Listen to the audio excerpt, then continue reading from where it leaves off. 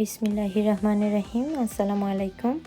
আশা করি যে যেখানে আছেন ভালো আছেন, সুস্থ আছেন। আমরাও বেশ ভালো আছি আলহামদুলিল্লাহ। প্রতিবারের মতো আবারও চলে এলাম নতুন একটি ব্লগ নিয়ে। সবাইকে স্বাগত জানাই শিউলিস লিটল ওয়ার্ল্ড ইউএসএ দেখার জন্য। তো বরাবরের মতোই সকালের নাস্তা রেডি করতে চলে এলাম। বাচ্চারা ক্লাস করছে। সকাল 9টার সময় ওদের 10 মিনিটের একটা ব্রেক আছে, তো তার আগেই আমাকে খাবার রেডি করে নিতে হবে। তাই এখানে ডিম ভেজে নিচ্ছি। রুটি আমি আগেই বানিয়ে রেখেছি। তো চেয়েছিলাম একটু ভাজি করব, কিন্তু বাচ্চারা বলল ওরা ডিম দিয়ে রুটি খেতে চায়। আর এইদিকে আমি আমার জন্য একটু চা বসিয়ে নিলাম। তো ওদের ব্রেক শেষ, চলে এসেছে খেতে। তো ওদেরকে বললাম যে তাড়াতাড়ি খেয়ে নাও, সময় তো খুবই কম। তো একসাথেই আমরা বসে খেয়ে নেব সকালের খাবারটা।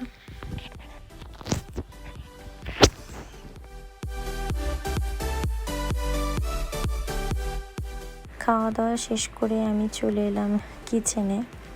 সকালে নাস্তার পর অনেক কিছুই জমে যায়, ভাবলাম তা ক্লিন করে নিই। আর ওয়াসিফকে খাইয়ে ওকে টয় দিয়ে বসে এসেছি, ও খেলছে।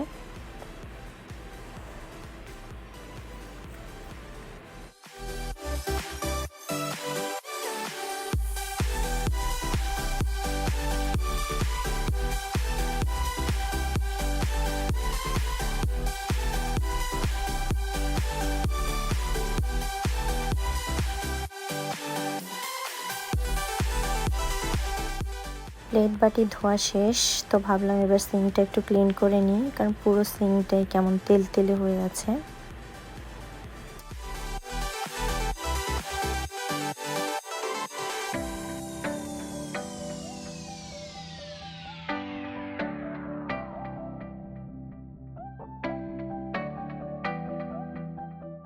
তো এই তো সিঙ্কটাও ক্লিন করা হয়ে গেছে।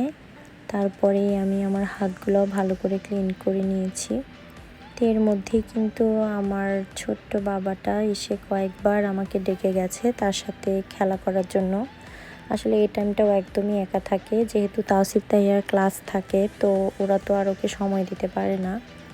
তো ভাবলাম আচ্ছা আমি কিছুক্ষণ ওকে সময় দিই, ওর সাথে একটু খেলা করি, ওর ভালো লাগবে। আর হ্যাঁ, যদি ভালো লাগে তবে অবশ্যই একটা লাইক দেবেন। আর যারা সাবস্ক্রাইব করেছেন তাদেরকে অসংখ্য ধন্যবাদ। যারা এখনও সাবস্ক্রাইব করেননি প্লিজ আমার চ্যানেলটিকে সাবস্ক্রাইব করবেন, পাশে থাকা বেল আইকনটি প্রেস করে দেবেন। তার এখানে একটু কিউই কেটে নিলাম। কিউইগুলো এনেছে 2-3 দিন হয়ে গেছে, আসলে এখন দেখছি একটু নরম হয়ে গেছে।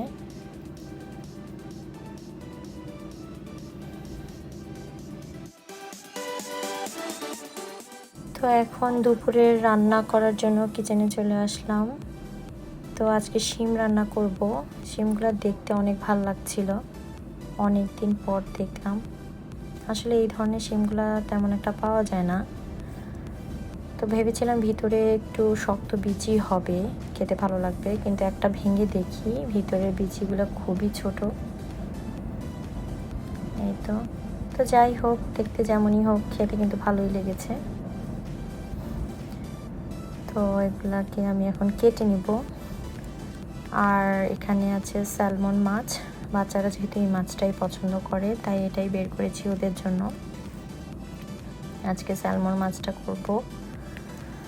আজকে এটা একটু ফ্রাই করে নিব। তো এখন শুরু করে দিলাম কাটাকাটি, যেটাতে সময়টা একটু বেশি চলে যায়। আসলে এভাবে একটা একটা করে কাটাটা অনেকটা সময়ের ব্যাপার, কারণ বাসায় তো আরও অনেক কাজই থাকে। আসলে সব কাজ তো আর শ্যুট করা সম্ভব হয় না। সারাদিন আমরা যত কাজ করি সব কিছু তুলে আনা একদমই অসম্ভব। তারপরও আমরা যতটুকু পারি আপনাদের সাথে আমাদের কাজগুলো শেয়ার করি।